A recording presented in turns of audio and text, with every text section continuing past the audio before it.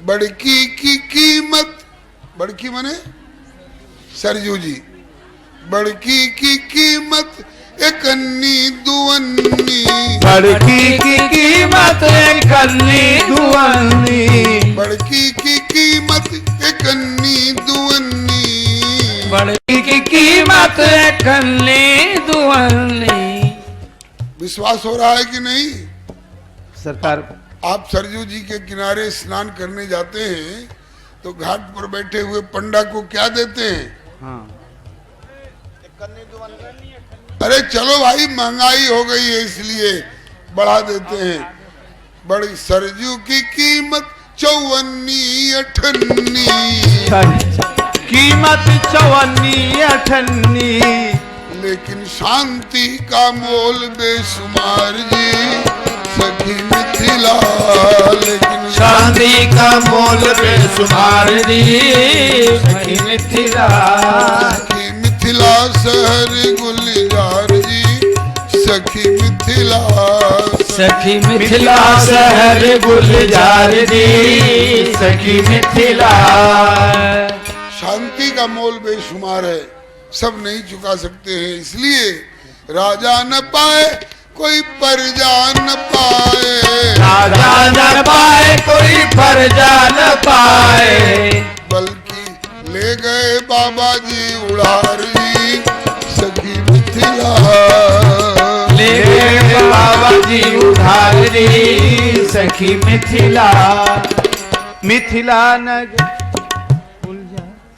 ये मिथिला की गारी सुनने में गारी लगती होगी, लेकिन बंधुओं ये मिथिला की गारी संसारी न समझो, मिथिला की गारी संसारी न समझो, मिथिला की गारी संसारी न समझो, मिथिला की गारी संसारी न समझो।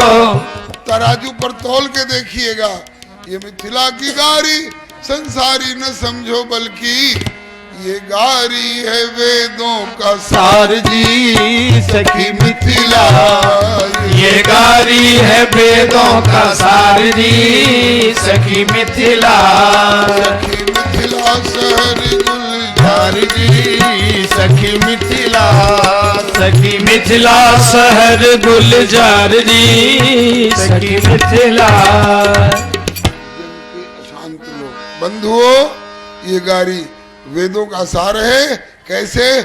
लक्ष्मण शरण जी समझाएंगे। जग के अशांत लोग आए यहाँ शांति हेतु, जग में कहाँ शांति जहाँ सभी दुखी दीन हैं, कोई तो अशांत तन मन धन जन पाए, कोई तो अशांत सब साधन विहीन है,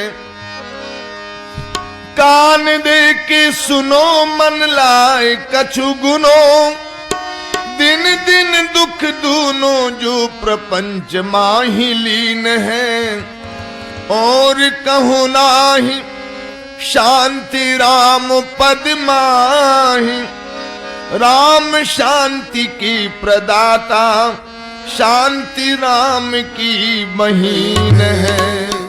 सरकार, ये नाम बताने वाली विधि पूरी हुई, अब आप कृपा करके अब अपनी चाल दिखाइए।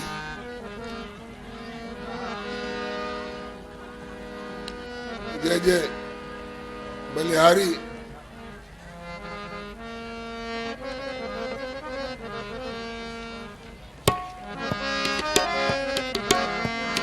बढ़िया चाल चल रहे हैं।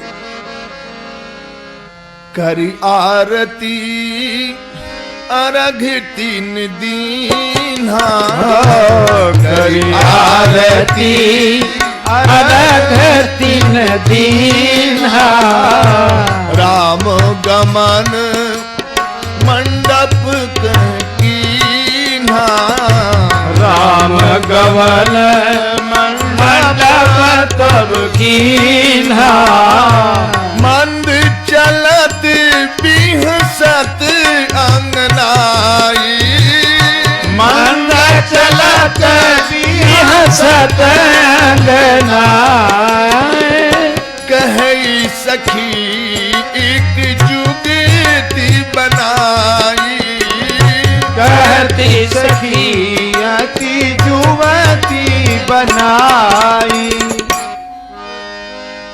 धीरे धीरे मंदी मंदी चाल से चल रहे हैं दुल्हा जी। इसको देख करके एक सखी उपमा मांग रही है। ए सरकार, एक बड़ी जिज्ञासा हो रही है इन दुल्हा जी की चाल को देख के। क्या? पग धीरे कैसे दुल्हा धरत है सखी। हाँ, पग धीरे कैसे दूल्हा धरत है सखी। पग धीरे कैसे दुल्हा धरत है सखी। पग धीरे कैसे दूल्हा धरत है सखी। जय जय। ये चारों दुल्हा जी बड़ी मस्तानी चाल से धीरे धीरे चल रहे हैं। आपको कैसे लग रहे हैं ये बता दे।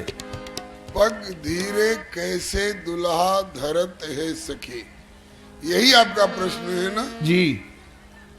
कि पग धीरे कैसे दुल्हा धरत है सखी। मुझे तो ऐसा लगता है कि चले धीरे जैसे कोल्हू के बरद है सखी। हाँ, चले धीरे जैसे कोल्हू के बरद है सखी। चले धीरे जैसे कोल्हू के बरद है सखी। चले धीरे जैसे कोल्हू के बरद है सखी। मुझे तो ऐसा लगता है कि कोल्हू का बरद धीरे धीरे चल रहा हो। ऐसी उपमा में कौन विवेक है सखी। ऐसी उपमा में कौन विवेक है सखी। आपने जो ये कहा कि धीरे धीरे ऐसे चल रहे हैं जैसे कोल्हू का वरद चल रहा हो, हाँ। इस उपमा में कोई विशेष बात छिपी हुई है क्या? तो क्या इस उत्तर को आप विवेकहीन उत्तर समझते हैं? थोड़ा सा और खुलासा हो जाता तो सबको ठीक से समझ में आ जाता। बिल्कुल खुलासा होगा। ऐसी उपमा में कौन है विवेक है सखी। तो उत्तर सुनिए। जी। वर वर और वरद के नाम गुण एक है सखी।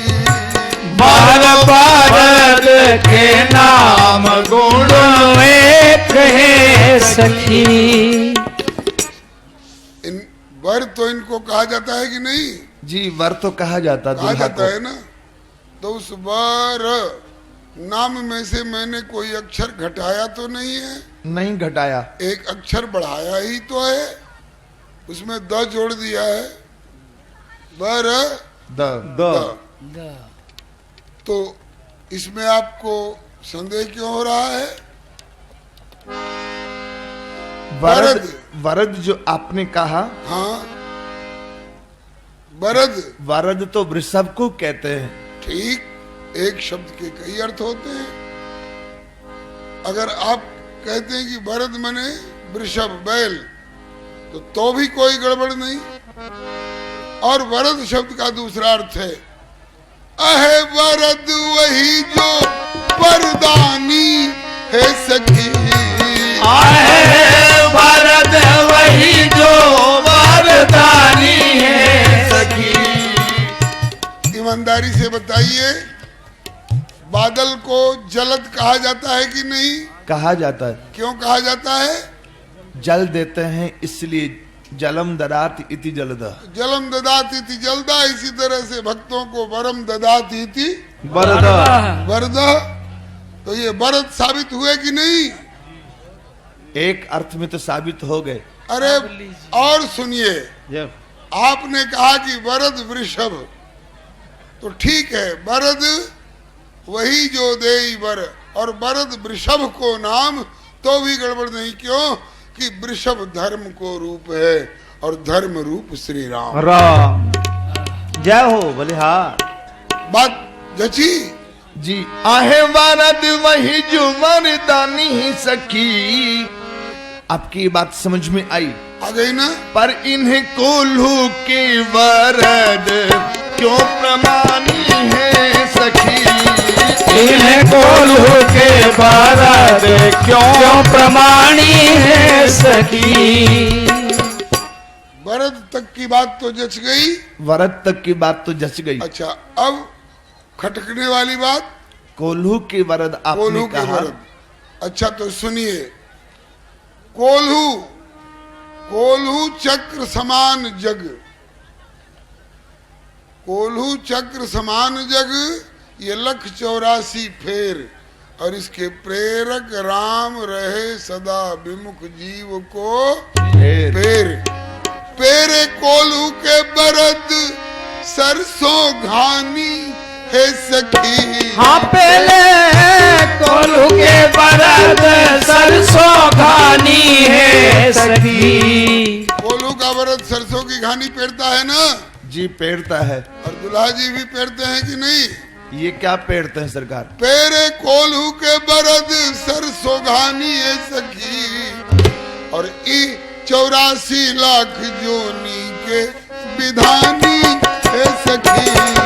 ये 84 लाख जोनी के विधानी है सखी। ये 84 लाख जोनी के विधानी है सखी। ये 84 लाख जोनी के विधानी है सखी।